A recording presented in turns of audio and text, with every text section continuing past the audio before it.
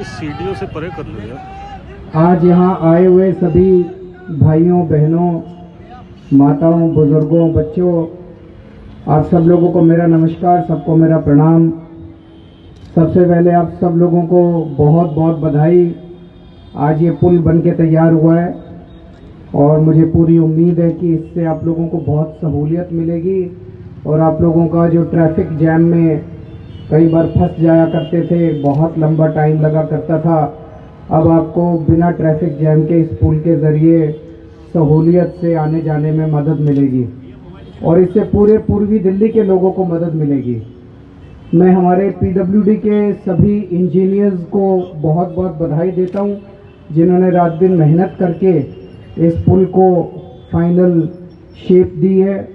मैं एलएनटी के सारे इंजीनियर्स को बधाई देता हूं, जिन लोगों ने इसके ऊपर मेहनत करके इस पुल को बनाया, और भी सभी जिन जिन लोगों ने, ऑफिसर्स ने, इंजीनियर्स ने इस पुल को बनाने में योगदान दिया, उन सब लोगों को मैं तहे दिल से बहुत बहुत बधाई देता हूं।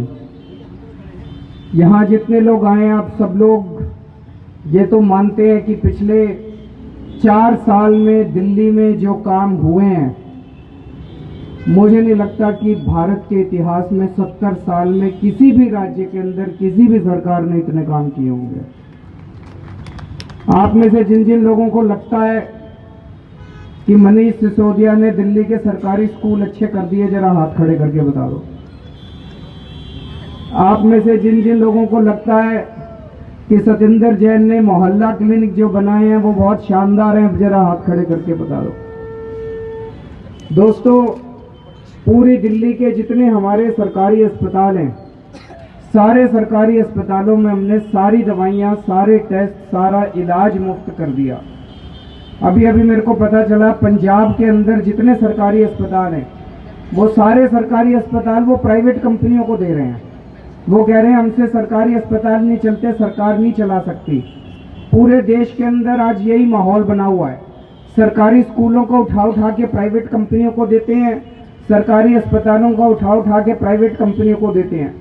मेरा तो अपना ये मानना है कि जो सरकार स्कूल और अस्पताल नहीं चला सकती, उसको इस्तीफा दे देना चाहिए। उस सरकार को बने रहने का कोई मतलब नहीं है। और अब हमने करके दिखा दिया, हमने करके दिखा दिया कि अगर सरकार ईमानदार हो तो स्कूल और अस्पताल अच्छे चल सकते हैं। जब हमारी सरकार बनी थी, पूरे देश में सबसे महंगी बिजली दिल्ली में होती थी। मैं 15 दिन अनशन पे बैठा था दिल्ली में बिजली के बिल कम कराने के लिए। आज मेरे को कहते हुए बड़ी खुशी है, पूरे देश में सबसे सस्ती बिजली आप लोगों को मिल रही है, सबसे सस्ती। 100 यूनिट के नीचे वाले लोगों को 1 रुपया यूनिट बिजली मिल रही है। 1 रुपया यूनिट दिल्ली में कहीं नहीं है, पूरे देश के अंदर 1 रुपया यूनिट बिजली किसी को नहीं मिलते। उसी तरह से पहले हर रोज बिजली के पावर कट लगा करते थे, सबने इन्वर्टर खरीद रखे थे, सबने जनरेटर खरीद रखे थे। अब दिल्ली में इन्वर्टर वालों की दुकानें बंद हो गई हैं, बैटरी खरीदने की जरूरत नहीं पड़ती। 24 घंटे बिजली का इंतजाम कर दिया, आधे दाम पे 24 घंटे बिजली आप लोगों को मिल रही है। उसी तरह से पूरी दिल्ली में घर घर में पानी पहुंचा रहे हैं। 400 से ज्यादा कॉलोनियों में पाइपलाइन बिछा दी पानी की और 20,000 लीटर पानी आप लोगों के लिए मुफ्त कर दिया। तो खूब सारे काम का, सीसीटीवी कैमरे लगने वाले हैं पूरी दिल्ली के अंदर।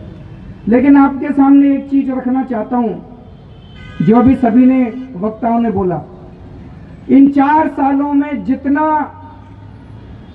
अड़ंगे, जितने अड़चने केंद्र में बैठी भाजपा सरकार ने लगाए हैं, मुझे नहीं लगता है इतनी अड़चने 70 साल में किसी भी केंद्र सरकार ने, किसी भी राज्य सरकार में लगाए होंगे। हम स्कूल बनाना चाहते हैं, इन्होंने स्कूल नहीं बनने दिए। बताओ, अगर कोई केंद्र सरकार किसी राज्य के अंदर स्कूल बनने से रोके, उससे बड़ा गद्दार कोई हो सकता है? हम दिल्ली में मोहल्ला क्लिनिक बनाना चाहते हैं, इन्होंने 3 साल तक, अभी तक सारी फाइलें केंद्र सरकार में जाया करती थी हमारी दिल्ली सरकार की अप्रूवल के लिए। इन्होंने 3 साल तक दिल्ली के मोहल्ला क्लिनिक नहीं बनने दिए, 3 साल तक फाइल लेके बैठ गए। मैं पूछना चाहता हूं, इसका नुकसान किसको हुआ? दिल्ली की जनता को हुआ, आप लोगों को हुआ नुकसान। हम सीसीटीवी कैमरे लगाना चाहते थे, सारी दिल्ली में मैं जहां जाता हूं जनता ये कहती है जी महिलाओं की सुरक्षा के लिए सीसीटीवी कैमरों की जरूरत है। 2 साल तक फाइल लेके बैठ गए, उन्होंने सीसीटीवी कैमरे नहीं लगने दिए।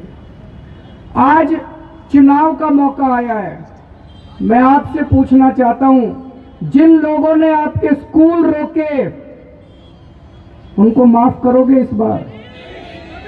जिन लोगों ने आपके अस्पताल रोके, जिन लोगों ने आपके सीसीटीवी कैमरे रोके, जिन लोगों ने आपके मोहल्ला क्लिनिक रोके, जिन लोगों ने दिल्ली के विकास में बाधा पहुंचाई, उन लोगों को ऐसा करारा जवाब देना, ऐसा करारा जवाब देना, दोबारा हिम्मत ना कर सके वो इस देश के विकास के अंदर रोड़ा अटकाने की। दोस्त अब आपका मौका आया है। अभी तक हमारा दिल जानता है कैसे 4 साल हमने सरकार चलाई है। 4 साल में इनसे लड़ लड़ के हर फाइल क्लियर कराई है। जब इन्होंने नहीं किया, कभी भारत के इतिहास में नहीं हुआ होगा, मैं, सत्येंद्र जैन, मनीष सिसोदिया और गोपाल राय 4 लोगों को एलजी हाउस के अंदर घुस के उनके ड्राइंग रूम के अंदर बैठ के हमको 10 दिन तक धरना देना पड़ा था, इनको भूखे बैठना पड़ा था 10 दिन तक। कभी सुना है मुख्यमंत्री गवर्नर हाउस के अंदर घुस के धरना दे? इतने बेशरम है ये लोग। इस बार छोड़ना मत इनको, इस बार छोड़ना मत। एक एक आपके एक एक काम का बदला लेना इस बार। जब ये वोट मांगने आए, इनको अपनी गली में मत घुसने देना इस बार भाजपा वालों को। और एक इन्होंने गड़बड़ करी, आप में से यूपी बिहार के कितने, जरा हाथ खड़े करो। सारे ही हैं। अभी दिल्ली में इन्होंने 30 लाख दिल्ली के वोटरों के, बीजेपी वालों ने वोटर लिस्ट से नाम कटवा दिए। 30 लाख नाम कटवा दिए। उनमें 15 लाख नाम इन्होंने पूर्वांचल के लोगों के कटवा दिए, यूपी और बिहार के लोगों के नाम कटवा दिए। 8 लाख इन्होंने बनियों के नाम 8 लाख मुसलमानों के, 4 लाख बनियों के नाम इन्होंने कटवा दिए। दोस्तों, भाजपा शुरू से ही पूर्वांचल के खिलाफ है।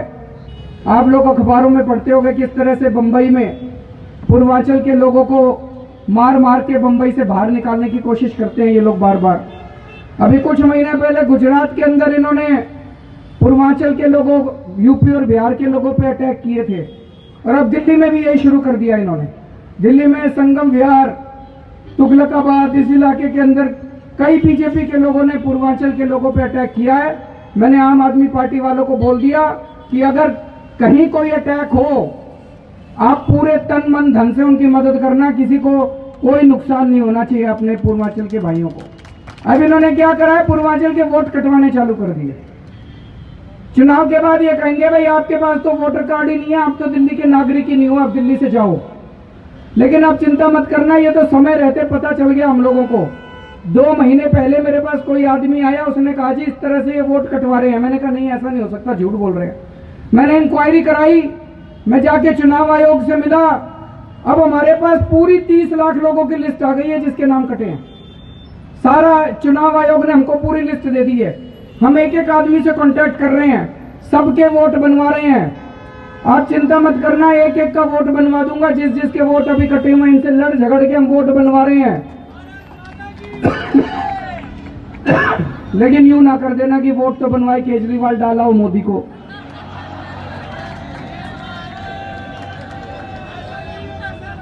नहीं होगा ना ऐसा, ठीक है। और एक आखिरी बात, मोदी को इस बार हराना जरूरी है। मोदी और अमित शाह की जोड़ी को मानते हो कि नहीं मानते? कौन कौन मानता है? कुछ लोग हाथ नहीं उठा रहे, वो शायद कंफ्यूजन में है। दोस्तों, इन्होंने दोनों ने मिलकर देश का बेड़ा गर्क कर दिया, और अगर ये 2019 में दोबारा जीत गए तो ये देश नहीं बचेगा। इन्होंने तय कर रखा, ये संविधान बदल देंगे, सब कुछ बदल देंगे। तो दिल्ली के अंदर इनको हराना बहुत जरूरी है, पूरे देश में हराना जरूरी है। दिल्ली में केवल और केवल आम आदमी पार्टी बीजेपी को हरा सकती है। वोट मत बंटने देना, ये जरूरी है। कभी ऐसा हो जाए 5 जने कांग्रेस को डाला और 5 जने आम आदमी पार्टी को, तो वोट बट जाएंगे। दिल्ली में केवल और केवल आम आदमी पार्टी भाजपा को हरा सकती है। कांग्रेस केवल वोट काटेगी, अपने वोट मत कटने देना। अपने आसपास के इलाके में भी बोल देना, मोहल्ले में भी बोल देना। थोड़ा सा मैं गणित समझा देता हूं, ये सबको समझा देना। पिछली बार लोकसभा चुनाव में भाजपा को 46% वोट पड़े थे, आम आदमी पार्टी को 33% वोट पड़े थे, कांग्रेस को 15% वोट पड़े थे। भाजपा को कितने पड़े थे? जोर से बोलो। 46%। आम आदमी पार्टी को 33% और कांग्रेस को 15%। अब सारे सर्वे ये दिखा रहे हैं कि बीजेपी 10% डाउन जाएगी, तो बीजेपी के कितने रह जाएंगे? जोर से बोलो। 36 रह जाएंगे। भाजपा के 36, हमारे 33 और कांग्रेस के 15। अब ये 10% वोट अगर कांग्रेस में चले गए तो कांग्रेस के कितने हो जाएंगे? 25 और 7 सीट बीजेपी जीत जाएगी। और अगर ये 10% वोट आम आदमी पार्टी को आ गए तो हमारे हो जाएंगे 43% और 7 सीट आम आदमी पार्टी जीत जाएगी। समझ गए? इसीलिए अगर आप कांग्रेस को वोट डालते हो तो कांग्रेस को वोट डालने का मतलब है बीजेपी जीत जाएगी। ये समझ लेना, अच्छी तरह समझ के जाना। और एक एक आदमी 100 आदमियों को जरूर बताना कि जो जो लोग मोदी को हराना चाहते हैं सारे जने आम आदमी पार्टी पे झाड़ू पे वोट डाल के आ जाना। भारत माता की।